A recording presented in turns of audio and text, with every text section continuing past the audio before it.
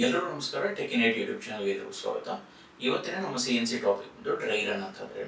So ಮೊದಲನೇದಾಗಿ ನಾವು ಹೊಸದಾಗಿ ಬರೆದಿರುವಂಥ ಪ್ರೋಗ್ರಾಮನ್ನು ರನ್ ಮಾಡುವಾಗ ಅಥವಾ ಆಲ್ರೆಡಿ ಬರೆದಿರುವಂಥ ಪ್ರೋಗ್ರಾಮ್ನ ಎಡಿಟ್ ಮಾಡಿ ರನ್ ಮಾಡುವಾಗ ಡೈರೆಕ್ಟಾಗಿ ಆಟೋ ಸೈಕಲ್ ಅಥವಾ ಸೈಕಲ್ ಸ್ಟಾರ್ಟ್ ಕೊಡೋದು ತುಂಬಾ ರಿಸ್ಕ್ ಇರುತ್ತೆ. ಹಾಗಾಗಿ ನಾವೇನು ಮಾಡಬೇಕು, ಡ್ರೈ ರನ್ನ ಕೊಡ್ತೀವಿ. ಈ ಡ್ರೈ ರನ್ ಅಂತ ಅಂದರೆ ಏನು, ನಾವು ಬರೆದಿರೋ ಪ್ರೋಗ್ರಾಮು ಕರೆಕ್ಟಾಗಿ ರನ್ ಆಗ್ತಾ ಇದೆಯಾ ಅಂತ ಅನ್ನೋದನ್ನ ಕಟಿಂಗ್ ಮಾಡದೇನೆ ಚೆಕ್ ಮಾಡುವಂಥ ವಿಧಾನನ ನಾವು ಡ್ರೈ ರನ್ ಅಂತ ಕರಿತೀವಿ. ಸೊ ಈ ಡ್ರೈ ರನ್ ಮಾಡುವಾಗ ಕೆಲವೊಂದಷ್ಟು ವಿಚಾರಗಳನ್ನು ಅಥವಾ ವಿಷಯಗಳನ್ನು ಪಾಯಿಂಟ್ಸ್ಗಳನ್ನು ನಾವು ಗಮನದಲ್ಲಿ ಇಟ್ಕೋಬೇಕಾಗುತ್ತೆ.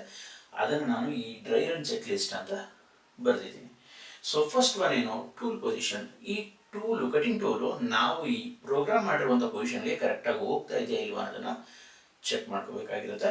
ಎರಡನೇ ಪಾಯಿಂಟು, ಟೂಲ್ ಚೇಂಜ್. ಅಂದರೆ ಇನ್ ಕೇಸ್ ನಾವೇನಾದ್ರೂ ಒಂದು ಅಥವಾ ಎರಡು ಮೂರು ಟೂಲ್ನ ಬಳಸಿ ನಾವು ಪ್ರೋಗ್ರಾಮ್ನ ಬರೆದಿದ್ದೀವಿ ಅಂತಂದರೆ ಕರೆಕ್ಟ್ ಟೈಮ್ಗೆ ಕರೆಕ್ಟ್ ಟೂಲ್ ಚೇಂಜ್ ಆಗ್ತಾ ಇದೆಯಾ ಅನ್ನೋದನ್ನು ಕ್ರಾಸ್ ಚೆಕ್ ಮಾಡ್ಕೋಬೇಕು.